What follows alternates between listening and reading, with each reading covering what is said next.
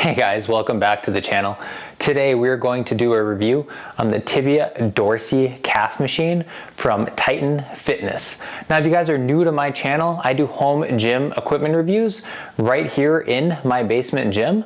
So if that's something that interests you, I'd encourage you to go ahead and hit that subscribe button. So let's get into this review.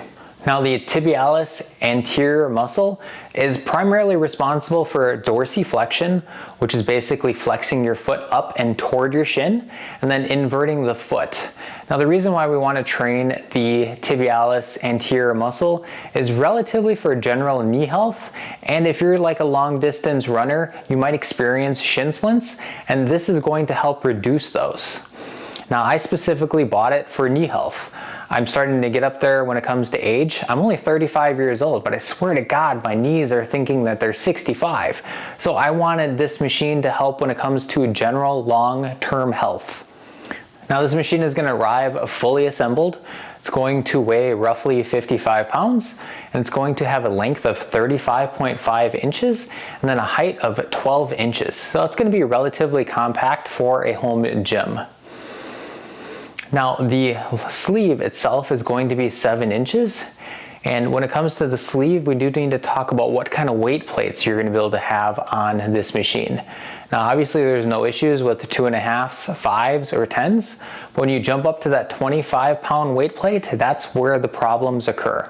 Now I do have 25-pound rep urethane plates, and they will hit the bottom when putting them on this machine. Now I do have a 25-pound cast iron plate from a big box store. I believe it was Dunham's, and this one actually has 1/8 of an inch clearance before it would hit the floor. So I do want to point out that depending on the quality control and the tolerances, you should be able to have around 11-inch diameter plate. So if it's a 25-pound plate and it's 11 inches or smaller, you should be able to have this on this machine, and it shouldn't hit the bottom of your floor. Now if you have anything a little bit over 11 inches, then that's where I feel that you're going to have issues. Now in order to fix that clearance problem, I went out to my garage and I actually had a couple of spare boards out there.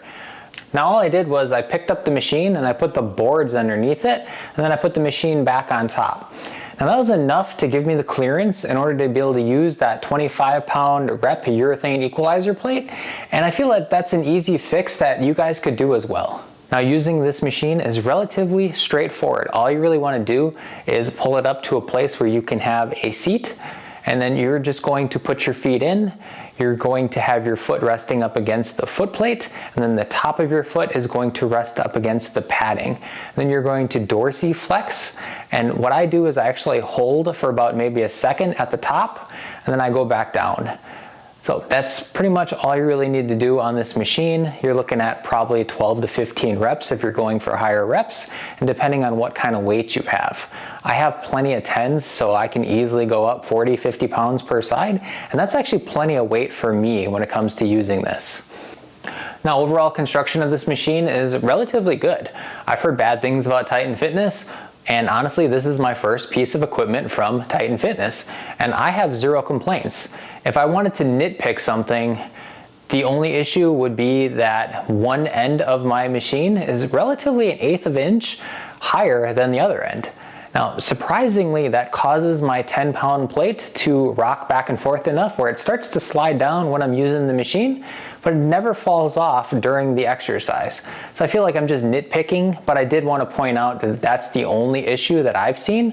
Otherwise, I think the padding is thick, it's comfy. The foot plate actually has a diamond pattern on it that keeps your foot in place, and relatively it's very smooth when you're doing the exercise. So I have no complaints, minus that small little nitpicky type complaint of, well, one side is a little bit up higher compared to the other side. Overall, it's a great machine. I feel like for the price, $199.99, that is kind of expensive for this machine itself. And do I think everybody needs it? Probably not. You can get the same benefit of working your tibialis anterior by attaching a band onto, let's say, your bench or your frame of your power rack. And all you really need to do is put the top of your foot in there and then get some tension and then dorsiflex. So the way I've done it is I've just laid on the floor, I put the band, wrapped it around my rack, put my foot in there, created the tension, and then I just dorsiflex in, and I just do it for higher reps. Now that's the only difference that I would feel, because this machine allows you to actually load up the weight, and if you're using a band, chances are you're going to be limited by what the band is. Possibly it could be a light band, so you're going to have to probably use a lot more reps in order to get the same training effect that you would from this machine. Otherwise, you're going to save yourself $199, and you're still going to get the same health benefits from training that muscle. So guys, I hope you all enjoyed this review. If you did, I'd appreciate you guys hitting that like button. If I missed anything whatsoever, go ahead and drop me a comment. And as always, if you don't want to miss any of the future videos, make sure you hit that subscribe button. Otherwise, I hope you all have a wonderful day.